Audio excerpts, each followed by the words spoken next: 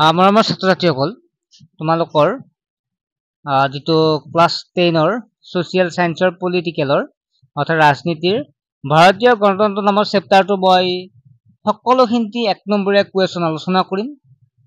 তোমালোকে লাষ্টলৈকে ভিডিঅ'টো চাবা আৰু আমি দীঘল কুৱেশ্যন এনসাৰ আলোচনা কৰিম। তোমালোকে চেনেলটো সাবস্ক্ৰাইব কৰি ৰাখিবা।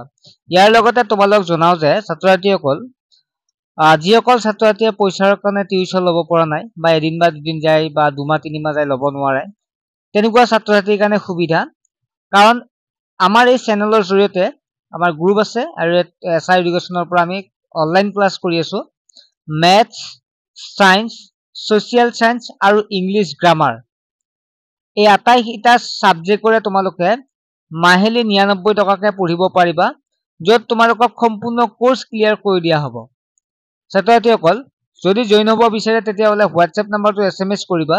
তাতে তোমালোকে জইন হৈ তাতে তোমাৰ নামটো, ক্লাছটো আৰু অনলাইন ক্লাছত জইন হ'ম বুলি এটা SMS দিবা। ছাত্ৰ-ছাত্ৰীসকল যেহেতু বেছি সময় নাই, সোনকালে জইন হৈ লোৱা আৰু আমি সম্পূৰ্ণ নোটছ বিলাকো তোমালোকক গ্ৰুপৰ জৰিয়তে দি দিম আৰু এই নোটছ বিলাক সম্পূৰ্ণ গ্ৰুপত দিয়া আছে, তোমালোকে চাই ল'বা। প্ৰথমটো হৈছে ভাৰতলৈ কেবিনেট মিছন ভাৰতলৈ কেবিনেট মিছনক কেতিয়া পঠিয়াইছিল?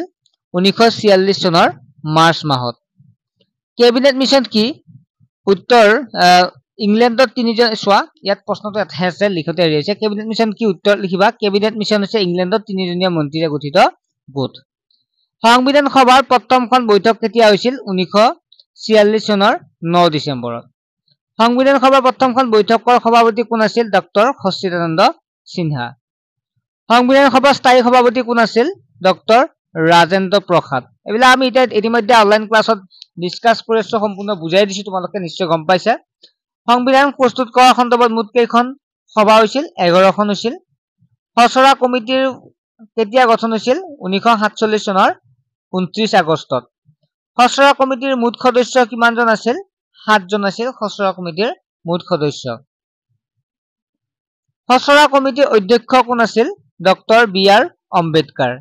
তাৰপিছত হৈছে খচৰা কমিটিৰ সভাপতি ৰাজেন্দ্ৰ প্ৰসাদৰ ওচৰত সংবিধান কেতিয়া দাখিল কৰিছিল? 1949 চনৰ 26 নৱেম্বৰত। সংবিধান কাৰ্যকৰী তথা বলবৎ কেতিয়া কৰা হৈছিল? তেতিয়া তোমালোকে এনসাৰ লিখিবা 1950 চনৰ 26 জানুৱাৰী, অৰ্থাৎ 1950 চনৰ 26 জানুৱাৰীত সংবিধান কাৰ্যকৰী কৰা হৈছিল বা বলবৎ কৰা হৈছিল। 1947 চনৰ 15 আগষ্টৰ পৰা 1950 চনৰ 26 জানুৱাৰীলৈ ভাৰতৰ শাসন ব্যৱস্থা কেনেদৰে চলিছিল? 1935 চনৰ ভাৰত চৰকাৰ আইন অনুসৰি। প্ৰস্তাৱনাত থকা সমাজবাদী ধৰ্মনিৰপেক্ষৰ ঐক্য দুটা শব্দ তিনিটা কিমান চনত প্ৰস্তাৱনাত সংযোগ কৰা হৈছিল? 1976 চনৰ 18 ডিচেম্বৰত। প্ৰস্তাৱনা আৰু সমাজবাদী ধৰ্মনিৰপেক্ষৰ ঐক্য শব্দ তিনিটা কিমানতম সংশোধনৰ সংবিধান সংশোধনৰ দ্বাৰা প্ৰস্তাৱনাত সংযোগ কৰা হৈছিল? 42তম সংবিধান সংশোধনৰ জৰিয়তে।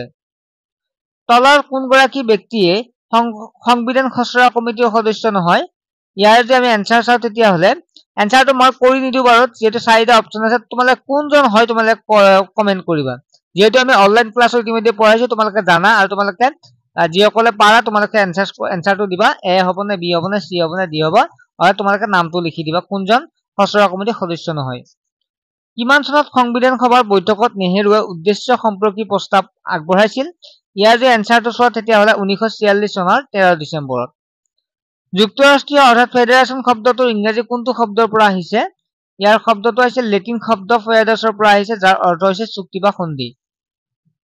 যুক্তৰাষ্ট্ৰীয় গৃহভূমি বুলি কাক কোৱা হয়? আমেৰিকা যুক্তৰাষ্ট্ৰক। ভাৰতবৰ্ষৰ যুক্তৰাষ্ট্ৰীয় ব্যৱস্থা প্ৰৱৰ্তন ক্ষেত্ৰত কোনখন দেশৰ সংবিধান অনুকৰণ কৰা হৈছিল? উত্তৰ লিখিবা কানাডা সংবিধান।